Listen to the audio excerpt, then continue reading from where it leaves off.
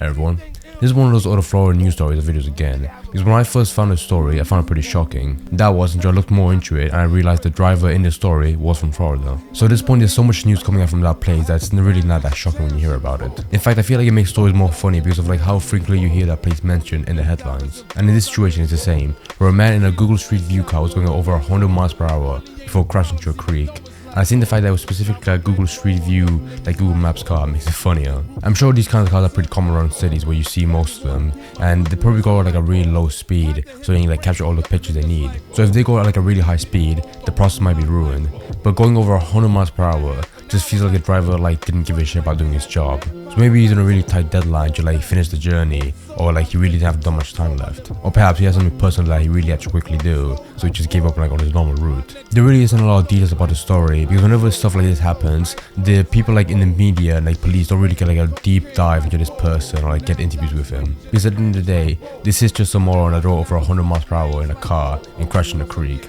But there are still some details I want you to talk about. The story happened on the 31st of July at 5 p.m. in Middletown, in the state of Indiana, on the road of Route 36, where there was a police officer stationed there who witnessed a Google Street View car go over 100 miles per hour, also going past the Shenandoah High School that was on that same road. Which is what makes it so scary, because this story like happened around the time frame where people like finish school and like go out or like they pull out from parking. So not only was there a risk of him hitting cars on the road, but also people like finishing school and walking out. And I'm sure a car going that fast will still like break quite a distance if he has to stop for something. So naturally, the police officer started chasing him, like cutting through traffic and lights. But if there's one detail I really liked that was included in the police statement made by them when this happened, was that he slowed down for one red light that he ended up passing anyways. So he wanted to leave one last good impression that he wasn't breaking the law, even though it was too late for that. This is the part where it turns to disaster, because he then took a turn onto a bridge that was under service, so he couldn't go through it. At which point he crashed through a yard and onto the other side where there was a creek. This is where you get that picture where it's crashed and you can still somehow see the camera still intact. This was the part that was surprising to me, because I really didn't believe that like after that like whole like 100 miles per hour journey, the car wouldn't stay intact, because I feel like the drag would just rip it off or at least bend the frame so it's not straight. I even feel like the collision from crashing into the creek would be enough to break it if he was fast enough to like break through the fence in a yard. But on the other hand, that at least means like there's still some pictures on the camera, so it would be sick to see like how blurry they are when he was speeding through like traffic. But then after the driver was arrested, he was identified to be an actual Google employee, which I wouldn't be surprised if it just turned out to be like a thief, because those Google cars really would be like the perfect trophy for a thief that would just want to like sell it.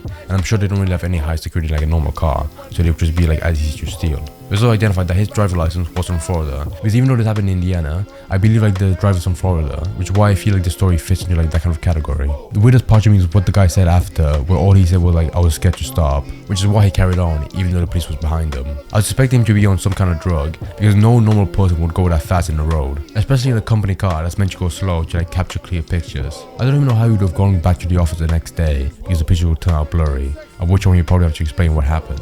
The last piece of detail that I read was that he was taken back to a hospital to make sure he was alright, which he was by some miracle, and then he was taken to the police station to be jailed. The crime he committed was considered to be resisting law with a vehicle, which is a level 6 felony, where he could potentially serve anywhere between 6 months to 2.5 years in prison. I'm to be honest, I'm surprised he didn't get like a higher sentence or like a fine as well, because it really was risky of him going down that road, especially in the high school, where like that time frame allowed like the risk to be higher of people walking out and getting hit by him. But he might also have to like deal with Google as well, because not only did he like crash the car, but also because of like the reputation he created that a lot of people are hearing about now. Right now, it'll just take time to see what happens next, as well as the car, which might be scrapped as well, or maybe just left as like a landmark. Even the pictures he took on the car might be erased because like they couldn't be used. So any people that felt lucky and like waved at the car so they could be on Street View might just have like lost that. Or another driver might just have to go and like restart the journey to do his job.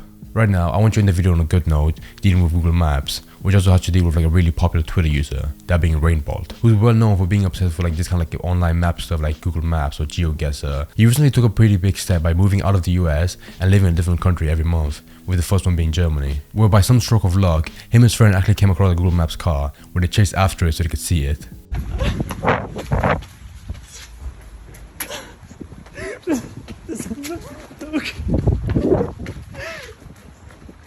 Bro.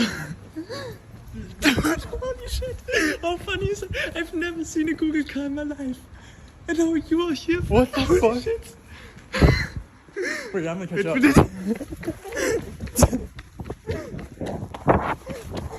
Should we talk to the driver?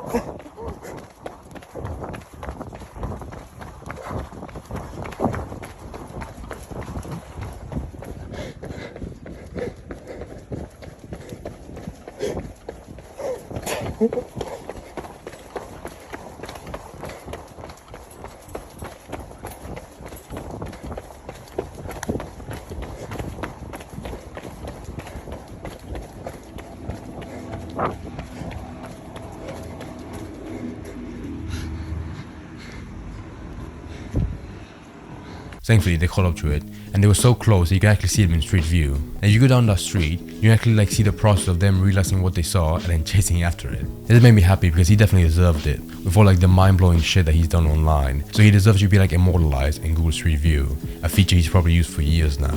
So that was just a short story that made a lot of people happy, including me.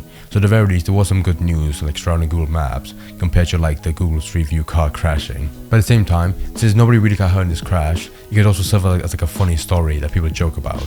But that's all I really have to say. So hopefully you guys enjoyed the video, and I'll see you next time. Bye.